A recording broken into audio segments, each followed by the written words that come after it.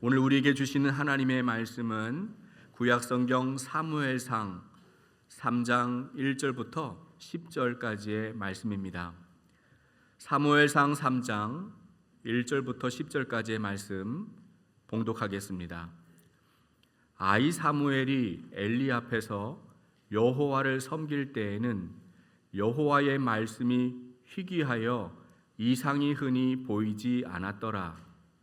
엘리의 눈이 점점 어두워가서 잘 보지 못하는 그때에 그가 자기 처소에 누웠고 하나님의 등불은 아직 꺼지지 아니하였으며 사무엘은 하나님의 궤에 있는 여호와의 전 안에 누웠더니 여호와께서 사무엘을 부르시는지라 그가 대답하되 내가 여기 있나이다 하고 엘리에게로 달려가서 이르되 당신이 나를 부르셨기로 내가 여기 있나이다 하니 그가 이르되 나는 부르지 아니하였으니 다시 누우라 하는지라.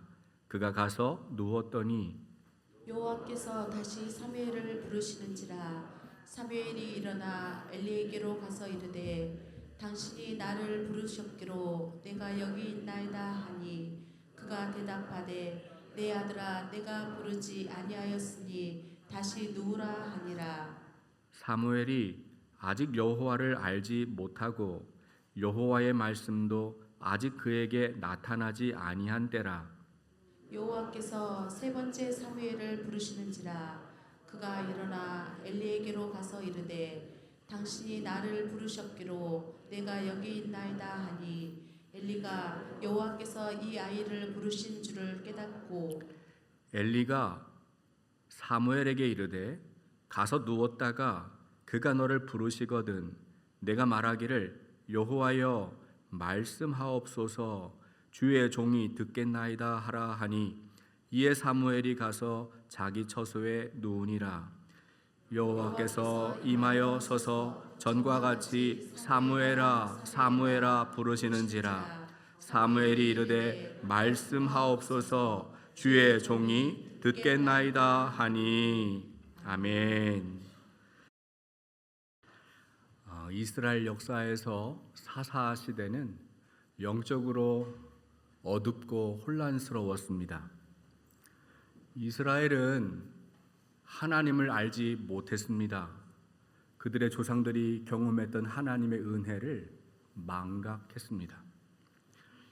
이스라엘의 자손은 타락했습니다. 하나님 앞에서 악을 행하였습니다. 하나님 대신에 바알을 섬기고 아스다롯을 섬겼습니다. 하나님은 진노하셨고 그들을 심판하십니다.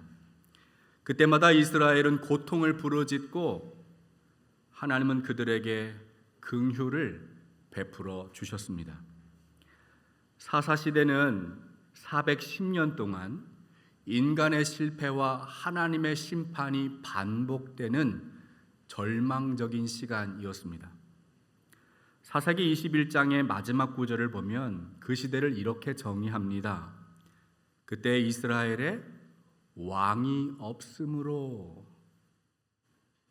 각기 자기의 소견대로 옳은 대로 행하였더라. 이스라엘에 진정한 왕이신 하나님이 없었습니다.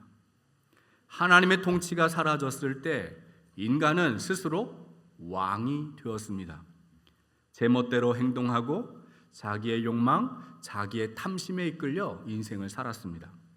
하나님의 뜻을 앞세우는 것이 아니라 자기가 옳다고 자기의 소견을 앞세웠습니다. 그러나 하나님은 이런 절망 속에서도 소망을 주십니다. 아무것도 볼 수 없는 그 깊은 어둠 속에 하나님이 빛을 비추셨습니다. 오늘 우리가 읽은 성경은 이스라엘 마지막 사사 사무엘이 하나님의 부르심을 받는 장면입니다. 당시 이스라엘 현실은 어두웠습니다. 하나님에 대하여 무지하고 무감각했습니다. 사무엘상 4장 22절을 보면 하나님의 영광이 이스라엘을 떠났더라 라고 말씀합니다. 하나님 말씀을 전하는 제사장 가문이 몰락했습니다. 종교적인 행위는 그대로 남아 있습니다. 하나님 앞에 나아가 예배를 드리고 제물을 드립니다.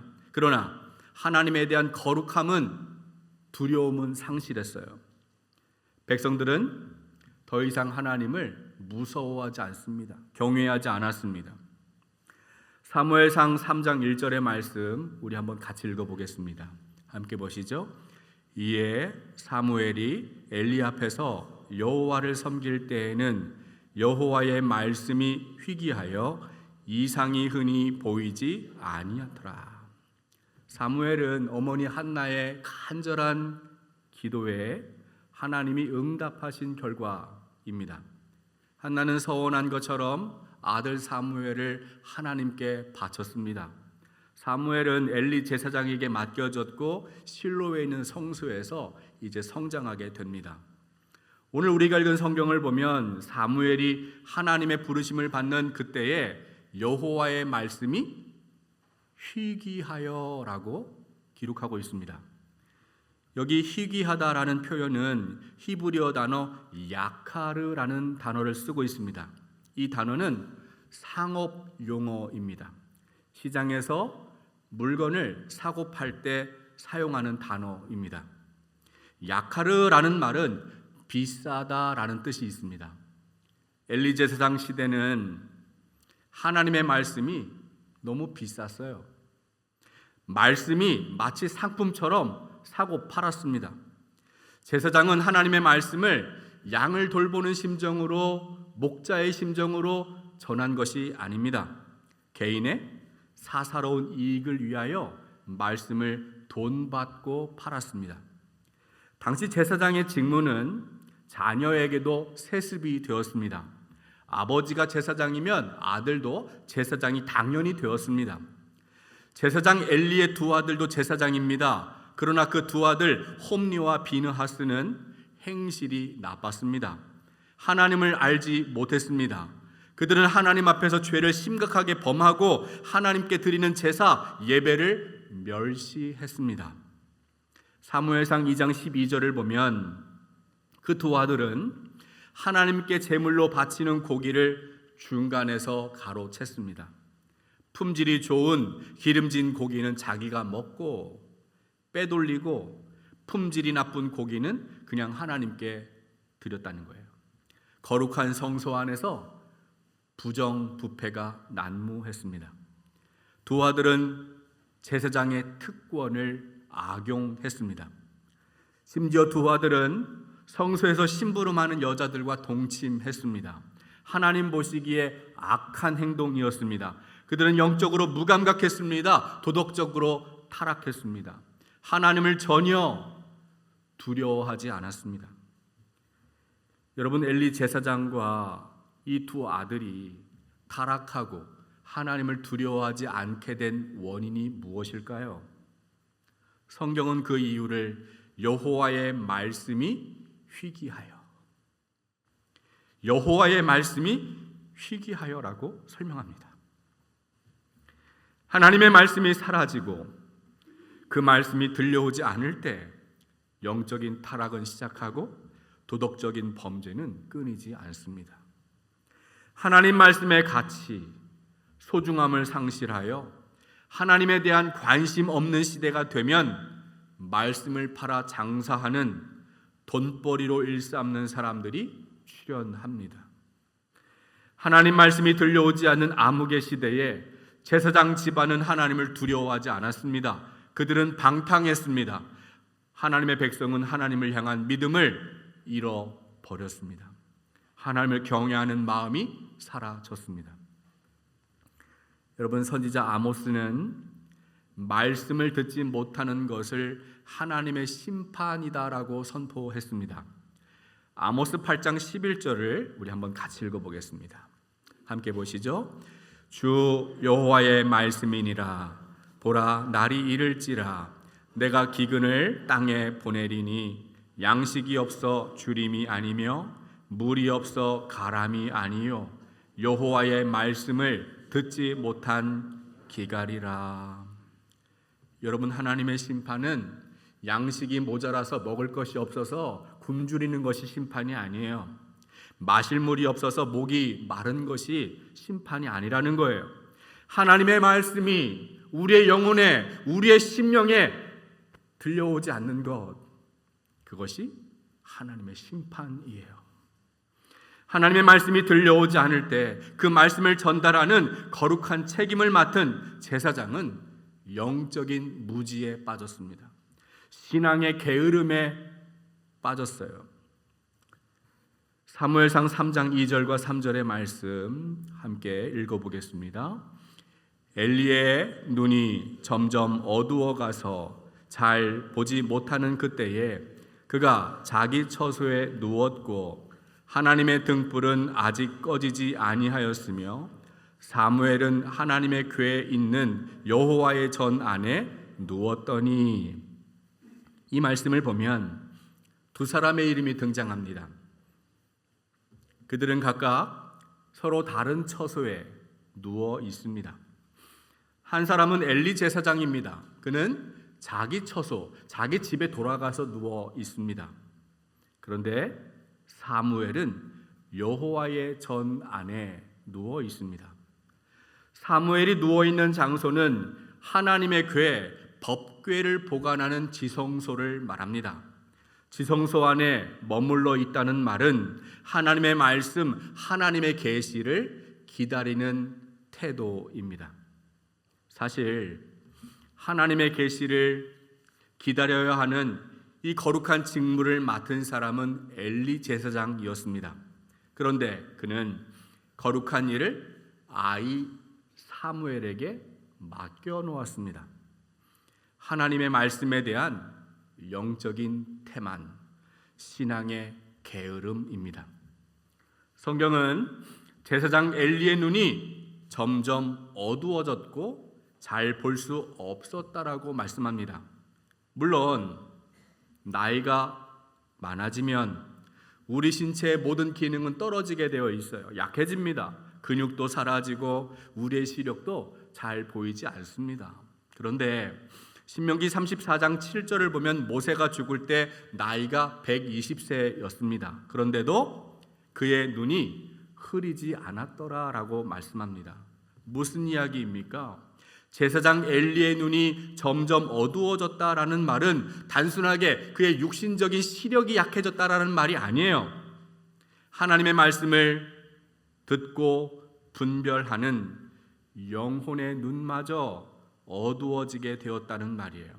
그래서 말씀을 기다려야 하는 이 거룩한 직무를 아이 사무엘에게 떠넘겼습니다. 우리 교회 안에도 연세가 많으신 어르신들이 많이 있습니다. 몸이 늙고 육신적으로 연약해지는 것은 피할 길이 없어요. 당연히 맞이해야 되는 일입니다. 그러나 여러분의 속사람은 날마다 새로워지기를 원합니다. 육신의 시력은 약해져도 영혼의 눈이 흐리지 않고 더 밝아지기를 바랍니다. 하나님의 말씀을 사모하고 기다리는 마음, 주님의 나라를 기다리고 교회와 성도들을 위하여 기도하는 사명을 다른 사람에게, 누군가에게 떠넘기지 마시기 바랍니다. 여러분의 소명, 헌신의 마음이 하나님 앞에 서는 그날까지 멈추지 않고 지속되기를 축복합니다. 엘리는 육체의 피로와 영적인 태만에 빠져서 제사장의 직무를 사무엘에게 떠맡겼습니다. 하나님의 말씀이 전달되는 거룩한 통로가 엘리 제사장에서 이제 사무엘에게로 옮겨갔습니다. 하나님의 등불이 아직 꺼지지 않았을 때 사무엘은 하나님의 전안에 누워 있습니다. 이 하나님의 등불은 제사장이 초저녁에 등불을 붙이는 금촛대를 말합니다. 그런데 아직도 등불이 꺼지지 않았습니다. 거의 꺼져가고 있는 중입니다. 그 시간은 새벽이었습니다. 여러분 시편을 보면 하나님이 말씀하시는 시간이 있어요. 바로 그때가 새벽입니다. 하나님이 도와주시고 하나님이 역사하는 시간이 새벽입니다. 시편 46편 5절 63편 6절과 7절을 우리 한번 이어서 읽어보겠습니다. 하나님이 그 성중에 계심에 성이 흔들리지 아니할 것이라. 새벽에 하나님이 도우시리로다. 내가 나의 침상에서 주를 기억하며 새벽에 주의 말씀을 작은 소리로 읊조릴 때에 하오리니 주는 나의 도움이 되셨음이라. 내가 주의 날개 그늘에서 즐겁게 부르리이다. 아멘. 새벽은 가장 깊은 어둠의 시간이에요. 그러나 캄캄한 어둠 속에서 그 빛이 밝아지기 시작하는 시간도 바로 새벽입니다. 엘리 제사장은 깊은 잠에 빠져 있었습니다. 말씀에 대한 기대, 소망이 없었습니다. 영적으로 무지합니다. 무감각합니다. 그의 영혼의 눈마저 캄캄한 어둠 속이었어요. 그러나 하나님은 그 어둠 속에서 빛을 비추셨어요. 깊이 잠이 들어있는 영혼들을 불러주시고 회개하여 회복하기를 기다리시는 하나님이 이 거룩한 사명을 감당할 수 있는 새로운 하나님의 사람을 찾으시고 그를 세우십니다. 여러분, 그 사람이 누구일까요? 사무엘상 3장 4절부터 7절까지의 말씀, 우리 말씀 읽어보겠습니다. 여호와께서 사무엘을 부르시는지라. 그가 대답하되 내가 여기 있나이다 하고 엘리에게로 달려가서 이르되 당신이 나를 부르셨기로 내가 여기 있나이다 하니 그가 이르되 나는 부르지 아니하였으니 다시 누우라 하는지라. 그가 가서 누웠더니 여호와께서 다시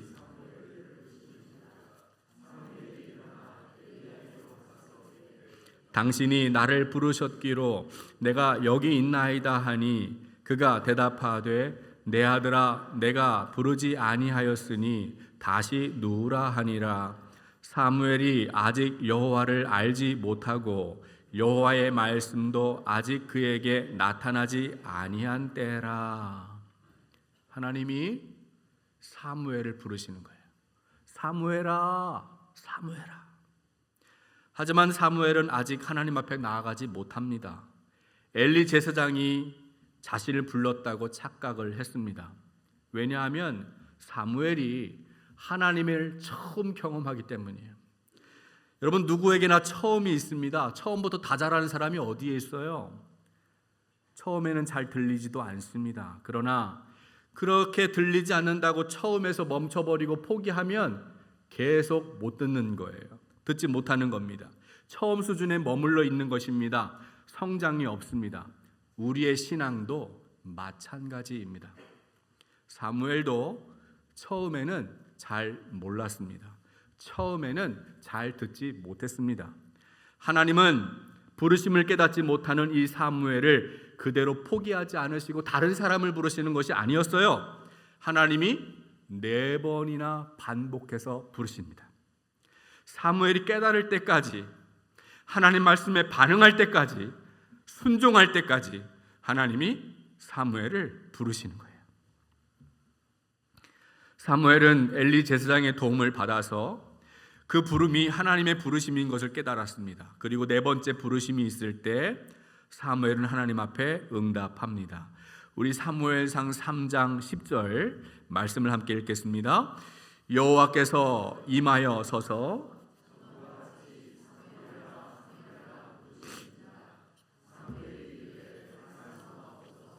주의 종이 듣겠나이다 하니 사무엘이 하나님의 부르심에 대답합니다.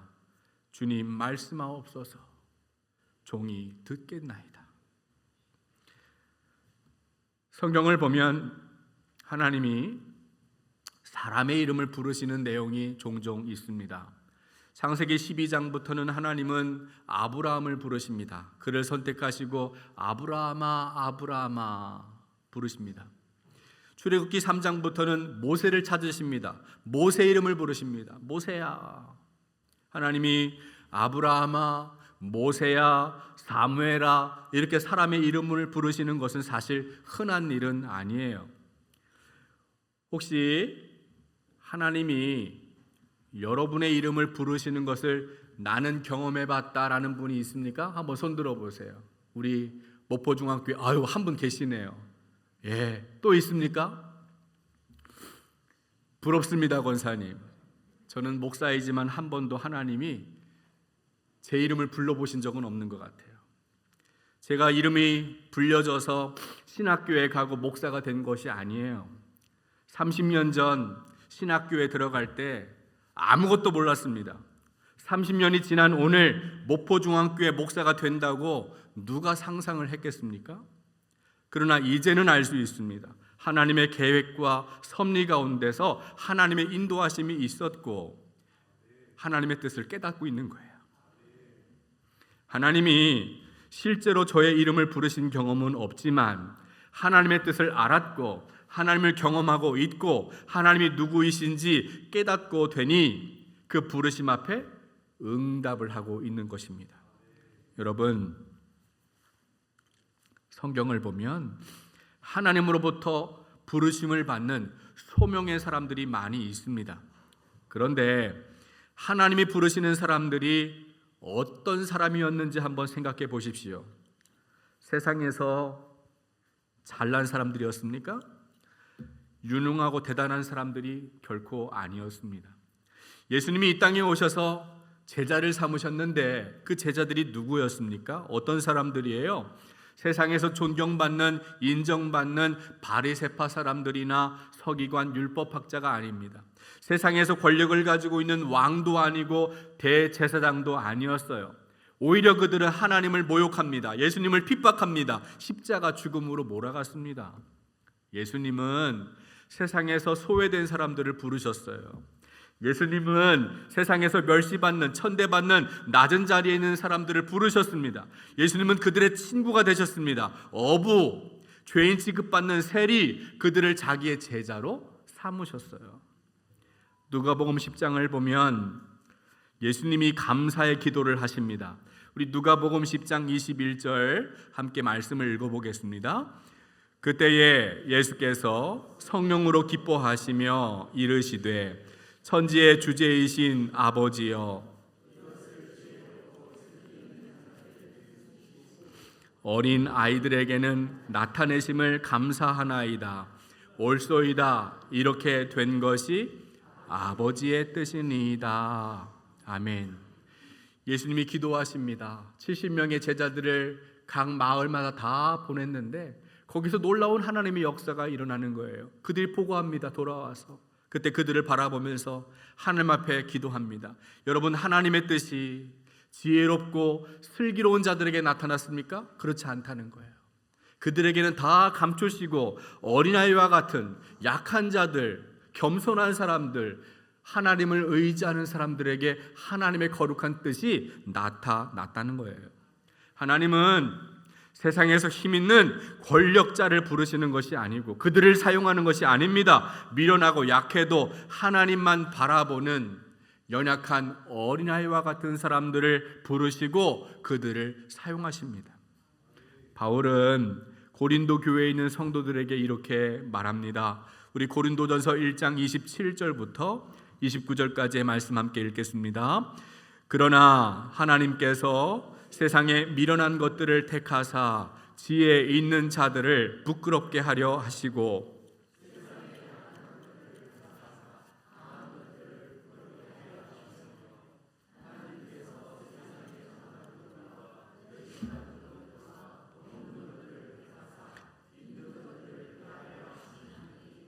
이는 아무 육체도 하나님 앞에서 자랑하지 못하게 하려 하심이라. 아멘.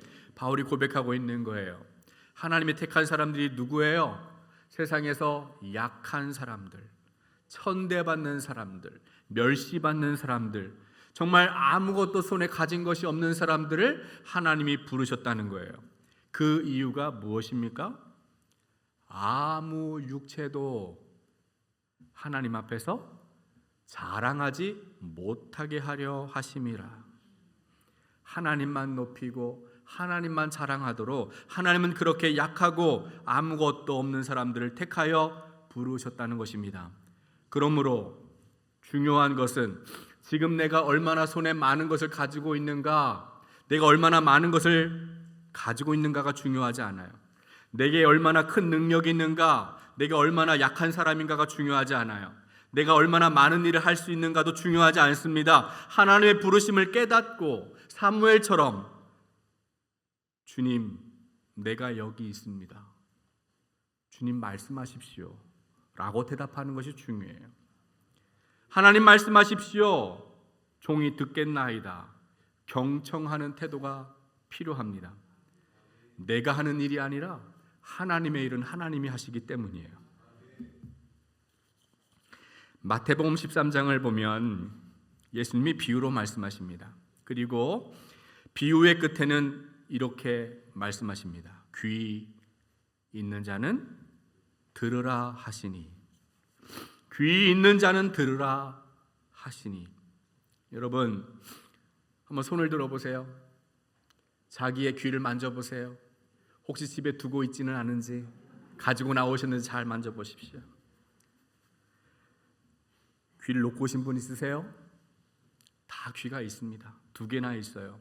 그러나 귀가 있어도 듣지 못하는 사람이 있다는 거예요.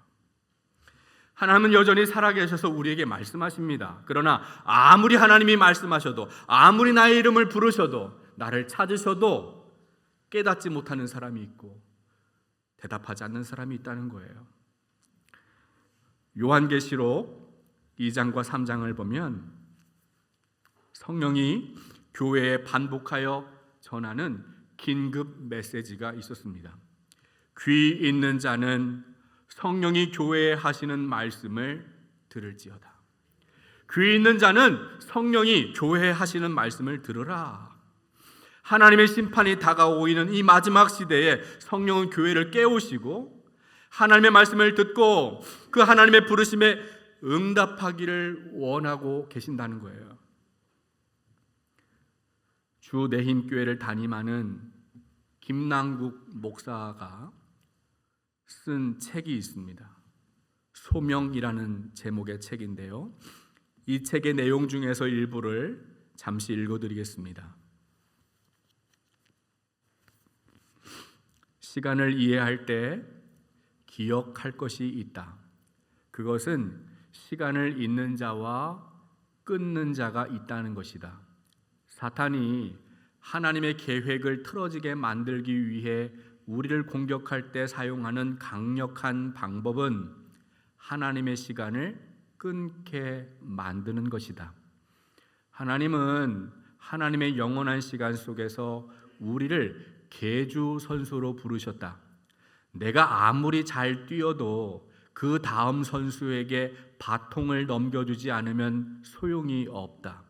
하나님은 한 사람 한 사람의 시간을 이어서 영원한 시간을 써가고 하나님의 역사를 만드신다. 소명을 받은 자는 2 종류의 사람으로 나뉜다. 하나님의 역사의 시간을 잇는 자와 그것을 끊는 자로 말이다. 오늘 우리가 읽은 말씀을 이 이야기에 빗대어 표현하면 제사장의 소명을 받은 엘리와 그 2명의 아들들은 하나님의 시간, 하나님의 역사를 끊어내는 사람들이었어요. 반대로 사무엘은 하나님의 부르심을 받고 하나님의 역사를, 하나님의 그 영원한 시간에 참여하는 있는 사람입니다. 사랑하는 여러분, 오늘 성경에 하나님은 말씀이 희귀한 시대, 하나님 말씀이 들려오지 않는 영적인 암흑 시대에 하나님의 역사를 이어가는 사무엘을 부르셨습니다. 사무엘은 하나님의 부르심에 대답합니다. 여호와여 말씀하소서, 주의 종이 듣겠나이다. 하나님은 오늘도 여전히 살아계시고 우리를 부르시고 있습니다. 누가 이 하나님의 부르심에 대답하시겠어요? 하나님의 부르심을 듣고 하나님의 역사를 잇는 여러분이 되시기를 주님의 이름으로 축복합니다. 하나님 아버지, 사무엘이 하나님의 부르심을 깨닫고 대답한 것처럼 우리를 향하신 주님의 부르심을 깨닫게 하여 주옵소서. 주님의 음성에 귀를 기울이고 경청하게 하여 주옵소서. 주님의 말씀을 의지하여 하나님의 선한 역사를 이어가는 소명의 사람 되도록 은혜 베풀어 주옵소서. 이제는 우리 주 예수 그리스도의 크신 은혜와 하나님의 놀라우신 사랑과 성령의 감화 감동 역사하심이 주님의 부르심을 깨달아 순종하며 하나님의 역사를 이어가는 소명의 사람 되기로 갈망하는 우리 목포중앙교회 모든 가족 위에 지금부터 영원토록 함께하여 주시기를 간절히 축원하옵나이다. 아멘.